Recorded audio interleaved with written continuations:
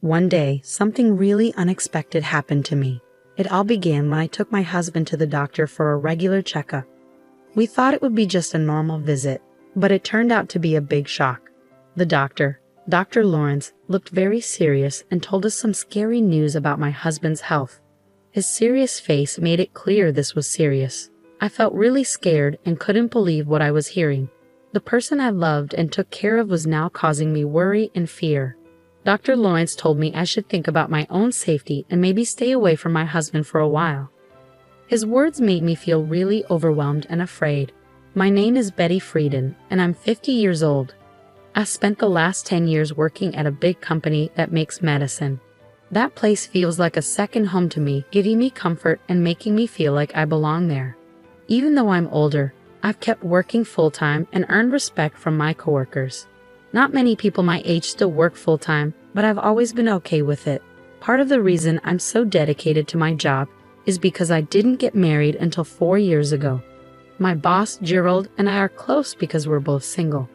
Once he jokingly asked me if I was ever going to get married, but I knew he was just teasing. Around that time, I was seeing Richard secretly. He's older than me, was married before, and like me, doesn't want kids. We met through a service that helps people find companionship later in life. We decided to keep our marriage quiet, not telling anyone about our plans, even though our boss made jokes about us getting married. Eventually, Richard and I got married quietly, without any big ceremony, just signing papers at City Hall. It was simpler than I expected, but I was excited about our future together. But when Dr. Lawrence gave me scary advice, I had to rethink everything. My feelings of care for my sick husband were now mixed with fear and confusion. Dr. Lawrence's words kept echoing in my head, telling me I needed to act to keep myself safe. As I stood there trying to understand what was happening, I realized I had to make a decision quickly. Suddenly, the life I knew and the plans I had were uncertain. I'm LA, and my husband Richard works at a factory. Honestly, I make more money than he does. Richard started working at the factory right after high school. I grew up in an orphanage and always wanted to be independent. That's why I didn't want to quit my job at the pharmaceutical company even after we got married. I love my job too much. When Richard and I got married, I told my boss Gerald right away. He congratulated me, but I could tell he felt a little sad. Maybe he was lonely because I, his friend who was also single, got married first. I tried joking with him about it, but he didn't seem to want to talk about it, so I dropped it. Even though Gerald's reaction was a bit strange, I was really happy to start this new part of my life with Richard. I imagined all the great things we'd do together, but real life wasn't as exciting as my dreams. Being newlyweds was pretty normal. Not much changed for me. I kept working, and the biggest difference was moving to a quieter area and driving to work instead of taking a bus. Richard and I shared my old car because he didn't have one. About a year after we got married, things started to go wrong. Richard began acting differently. He didn't seem himself. He barely touched his breakfast, seemed lost in his thoughts, and even mixed up simple things like condiments. His clothes didn't match, and he became quieter both at work and at home. While I've always admired Richard's quiet strength, his silence started to weigh heavily on me, making me feel like I was all alone. This feeling of loneliness grew as I noticed these small but important changes in him. It hit me that Richard might be going through a mental health problem. Seeing someone you love struggle without knowing how to help them is really tough. So I decided to take Richard to a special clinic that helps with both mental and physical health. There, he was diagnosed with depression. I knew a bit about depression, but hearing the official diagnosis made everything seem a bit darker. The doctor explained that the best way to deal with depression is to figure out what's causing it and tackle that directly. But finding out what exactly was making Richard depressed was hard. He'd been working at the same factory for years without any problems, and nothing big had changed at his job. I even worried that maybe our marriage was somehow making him feel this way. As we talked with the doctor, I reassured him that Richard and I were living a happy life together, and we couldn't pinpoint any specific problems at home that might have caused Richard's depression. The doctor told us to come back if anything changed, or if we figured out what might be causing his depression. But even after visiting the clinic multiple times, we couldn't find out why Richard was feeling so down. And as time went on, his depression only got worse. On his worst days, he could hardly get out of bed, often had headaches, and sometimes had to call in sick to work. He lost his appetite and a noticeable amount of weight. Eventually, he had to quit his job because he couldn't keep up anymore. Richard felt really guilty for relying on me financially, but I assured him that I was okay with working. My main concern was his health. It was really hard to see him suffering so much, and I was always worried about him. Once, when I was at work, Richard went out and got lost on his way back home. That made me worry even more because I wondered if he was not just dealing with depression, but maybe even dementia. That thought added to my stress. When my coworkers asked how things were going, I had to admit that Richard wasn't getting better. It's really tough to watch someone you love struggle so much without being able to help them. One day, Gerald, my boss, noticed that I looked really tired and gave me an energy drink. It made me feel a little better, and I was touched by his kindness. He reminded me that we're all in this together, and his words almost made me cry. With everything going on with Richard, I hadn't realized how much stress I was under. It became clear that I needed to take care of myself too, or else I might fall apart. So I threw myself into my work, trying to keep things as normal as possible in our lives. A year had gone by, but things hadn't gotten any better for Richard. If anything, they'd gotten worse. As our third wedding anniversary approached, I couldn't see any improvement in his condition. Then, one morning, I realized our car was missing. I checked again, but it was definitely gone. Since Richard's diagnosis, I was the only one who drove it, and I hadn't used it since the day before. So it should have been at home. I asked Richard if he knew where the car might be. He said he thought it was there when he got home yesterday. I remember he had gone out for a bit while I was at work. The doctor had suggested he try walking or jogging to help him cope. If the car was there when he came back, it must have disappeared during the night. With the car gone, I had to use public transport and ended up being about 10 minutes late for work. I explained the situation to Gerald, my boss, who was understanding but curious about the car's disappearance. He wondered if Richard might have taken it, but I didn't think so. Given Richard's condition and his reluctance to drive since getting sick, it didn't seem likely. Despite Richard's memory lapses and mood swings, I couldn't imagine him being responsible for the missing car. The car mystery just added another layer of complication to our already tough situation. Right after realizing the car was gone, I reported it to the police, hoping it would turn up soon. But deep down, I worried it might be gone for good. And if that wasn't enough, something else strange happened. On payday, I went to the bank to withdraw some money and found that my personal account was empty. I was shocked. We had a joint account, which I checked next, only to find it was also empty. This left me completely puzzled. Richard and I shared the joint account, but he didn't have access to my personal account, and he didn't know its PIN. Yet somehow, all our savings had disappeared. It hit me hard, and when I got home, I confronted Richard about it. I asked Richard if he knew anything about the money missing from our joint account. He seemed genuinely puzzled and said he didn't know anything about it. Because of his depression, I was hesitant to push him further, worried it might make things worse for him. Richard was staring at the ceiling, looking distant like he often did when he was lost in his thoughts because of his condition. It made me wonder if he could have taken the money, but I wasn't sure. Planning to talk to the police about it, I felt overwhelmed by losing both our car and our savings. The financial strain was tough, especially since I didn't have family to lean on for support. Growing up in an orphanage meant I didn't have parents to help me out in tough times. With Richard's condition not improving, it was suggested that we moved him to a bigger hospital with more resources than the small clinic we'd been going to. The clinic had done what they could, but they thought a general hospital could give him better care. They even gave us a referral letter, so we decided to go to the general hospital for the first time. Taking a taxi there was a bit nerve-wracking for me, and Richard stayed quiet throughout the journey, lost in his own thoughts. As we arrived at the hospital, I took a deep breath, preparing for whatever might come next. I walked into the hospital and handed over the referral letter at the reception, expecting to wait a while since it was a busy place. The lobby was full of patients, each waiting for their turn. After about an hour, Richard was finally called in for his consultation. While he went inside, I took out a book to pass the time. But before Richard had even settled into the doctor's office, a nurse came up to me. "Excuse me, are you Mrs. Simmons?" she asked. I said yes, and she told me the doctor wanted to see me. Since I was used to discussing Richard's condition, I figured it was something similar this time. I followed her to another room, feeling a bit anxious. There, I met a doctor who looked a bit older than me, with gray hair and a kind manner. Before I could even sit down properly, I asked if this was about Richard's condition. He nodded seriously, and I braced myself for whatever news he had for me.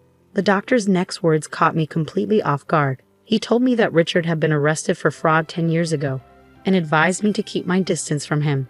I was utterly confused. Why was this coming up now during a routine medical visit? The doctor explained that he suspected Richard might be faking his depression. He remembered treating a deep cut on Richard's leg during surgery 10 years ago, which raised his doubts. This revelation shocked me. I thought we were dealing with Richard's mental health, but now I was learning about his hidden past and a possible deception about his current condition. It was a lot to process, and I struggled to reconcile the caring husband I knew with the person the doctor described. When the doctor mentioned recognizing a large scar on Richard's right leg, it all started to make sense. I knew of the scar but didn't know how Richard got it, as he had never mentioned it. Finding out that the doctor before me was the one who had treated Richard's injury years ago felt like an unbelievable twist of fate. As the doctor continued, he revealed more about Richard's past. Richard had injured himself during a dispute with his ex-wife, which stemmed from him stealing her money and luxury items. Shockingly, he had even pretended to have dementia to lower his ex-wife's guard before committing the fraud. This pattern of faking illnesses to aid his deceit was truly disturbing. Learning about Richard's criminal history and arrest was overwhelming. I hadn't looked into his background before marrying him. Having been alone for most of my life, I was just grateful to find someone who wanted to be with me. The doctor's serious warning that Richard could be a danger to me sent shivers down my spine. His tone made it clear that this was a serious situation. It hit me hard. I had been deceived. In the days that followed, I struggled to act normal around Richard while secretly planning my next moves. I decided to install surveillance cameras around our home to monitor Richard's actions when I wasn't there. About a week later, I noticed a watch and bag were missing. When I reviewed the camera footage, I saw Richard leaving the house with them and returning later with a lot of cash, looking pleased with himself. His behavior didn't match that of someone suffering from depression. This footage confirmed my worst fears. Richard was the one behind the theft of my belongings, the car, and our savings. Seeing the hard evidence of his deceit was heartbreaking. Richard had lied to me and manipulated me, betraying the trust I had in him. It was clear that I needed to take serious action against someone who had pretended to be vulnerable and in need of care, only to take advantage of my kindness and generosity. The realization that Richard had betrayed my trust was unbearable. I had dedicated my life to working and caring for what I thought was a sick partner. The idea of getting a divorce seemed too small compared to the immense deception I had experienced. It was clear we needed to go our separate ways, but I wanted more than just a legal separation. I wanted Richard to truly grasp the seriousness of his actions and to make amends for the harm he had caused. With a heavy heart and tears threatening to spill, I gathered the divorce papers and filled them out meticulously, including all the necessary details. The following day, pretending everything was normal, I told Richard I needed to step out for a moment. I had already arranged to take a day off from work, explaining the urgency of my situation to my employer, who had agreed to my sudden absence. At the police station, I presented my case to the officers, showing them the footage I had captured of Richard's deceit. At first, they were hesitant to take action based solely on the video. However, after checking with the pawn shop where Richard had sold the stolen items and finding my car being sold as used, the evidence against him started to pile up. They also confirmed that he had accessed my bank accounts illegally, and suspicions arose about his supposed depression. As the truth came out, I felt a mix of relief and sadness. Given Richard's criminal history, the police decided to act quickly and prepared to arrest him. When we returned home with the officers in the early afternoon, Richard looked surprised to see me and even more shocked by the police presence. Despite the divorce papers I held, his focus was on the officers as they informed him of his arrest for fraud. Richard protested, trying to use his depression as a defense, but I wasn't fooled. the doctor from the general hospital had already cast doubt on Richard's claims about his mental health. In that moment, facing the consequences of his actions and the end of our marriage, Richard's mask started to slip. Deciding to take legal action was tough, but it was necessary to protect myself and seek justice for the betrayal I had experienced. During my recent visit to the hospital, a doctor recognized Richard from his past deceitful behavior. He revealed that Richard had once pretended to have dementia to deceive his ex-wife, which made me question his current claims of depression even more. Despite the serious accusations against him, Richard remained unfazed in front of the police, casually denying everything. It was almost as if his history of deceit had prepared him for this moment. He showed no signs of guilt or remorse, instead challenging us to provide proof of his fraudulent actions.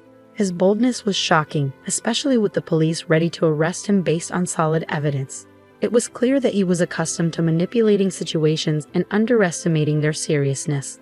For 4 years, he had deceived me, taking advantage of my trust to steal from me and exploit my kindness.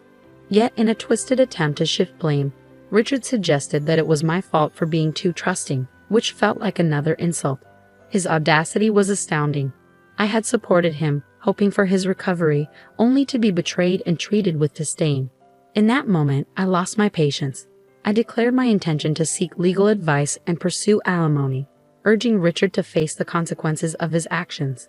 My outburst at the police station surprised everyone, including the officers, but it finally seemed to shake Richard's composure. As the police handcuffed him, his defiance crumbled.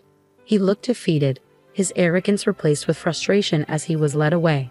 Watching the scene unfold, I felt detached, as if I were watching someone else's life unravel. Ever since the doctor's warning, nothing had seemed real anymore.